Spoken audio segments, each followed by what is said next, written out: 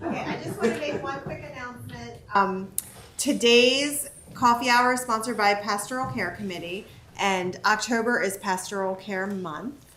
So I made a new flyer, so they're all out there. A lot of the same information that we have. We continue with our ministries, and just knowing that all of us are taking care of each other. We're all pastoral care, and we're keeping the prayer list going. We're keeping the prayer shawls going. We're keeping all of these ministries that are so important that we think, we use to reach out to others in the community, but we also reach out to each other. So we want to continue that, and we want to make it strong. And so all of the desserts and casseroles and everything provided today has been by the Pastoral Care Committee. So enjoy. And volunteer. Speaking of which, I understand we have a prayer shawl that needs to be blessed. So we'll do that first.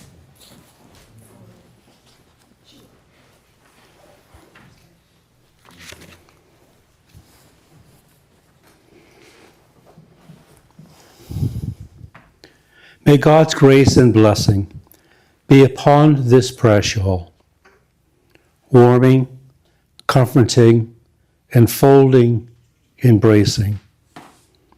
May this mantle be a safe haven, a sacred place of security and well-being, sustaining and embracing in good times as well as difficult ones. May the one who receives this shawl be cradled in hope, kept in joy, graced with peace, and wrapped in love. Amen. I always find that one of the gifts is that when we bless the prayer shawl, we never know. We never know when and where it's going and who it's going to unfold. Except we know it's going to unfold someone. Are there any birthdays? No one was born. Okay, that's good. All right, so it is about this time in the transition process that folks start getting a little bit antsy. Like, this thing is going on forever and ever. And we immediately put on our human resources hiring hat. We say, well, this makes no sense, Just do a resume, do a posting, it's done. The reason that transitions take longer than hiring someone for a job is primarily because the relationship is different. You really do not hire a priest. We use that language. I want you to take that language. I want you to put it wherever you flush things and get rid of it. Because in the church, you don't hire people. People are called. And so it becomes mutual, right? And so in the work of transition, the hardest work is not really posting the position. I always say that's the easy part. And that tends to move relatively quickly. The hardest part is what we've been doing, and it takes about usually anywhere from 12 to 15 months to do what in the old days, we used to call it the self-study, right?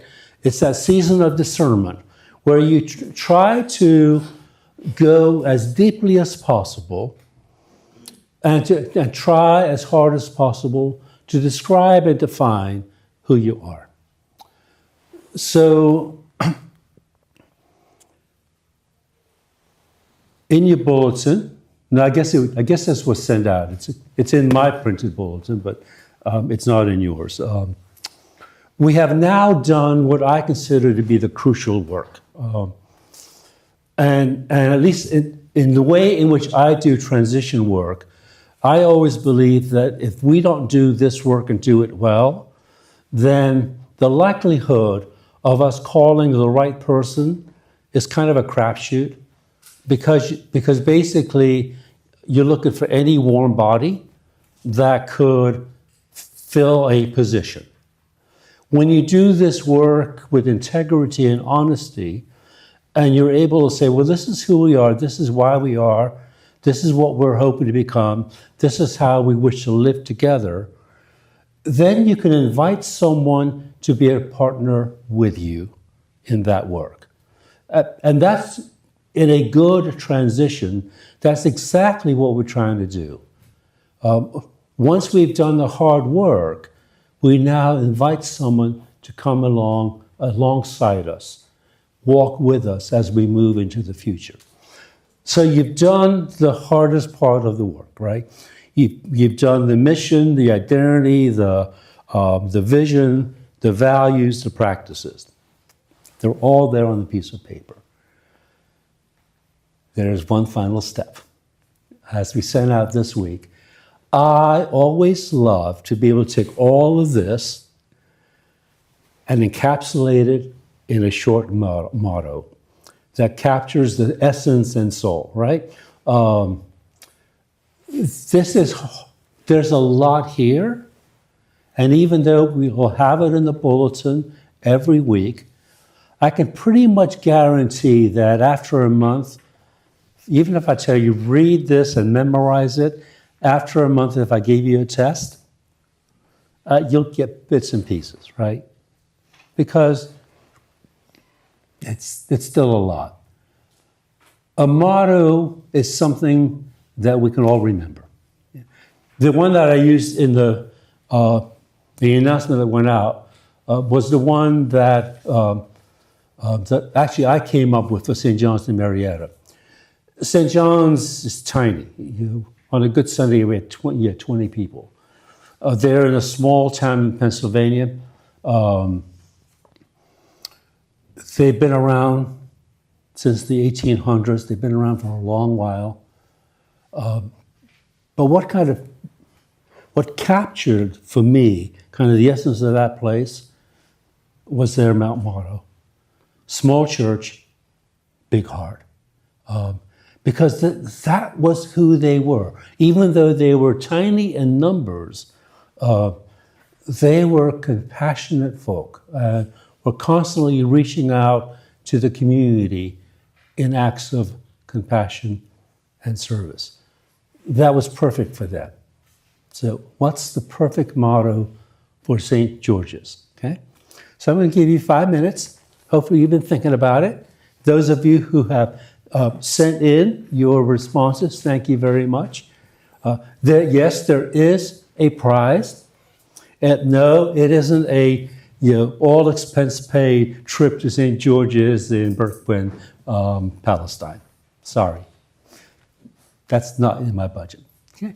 So if you just take a few minutes and try to come up with a motto, short, pithy. I always say, if you can do it in 6 words, that's great. We want it to fit on the pencil, or on a coffee mug, or on the T-shirt. I'm giving you ideas of how you can take this motto and kind of run with it, okay? So just a few minutes to do that. I'm going to sit down, and then I'm going to call us to move on.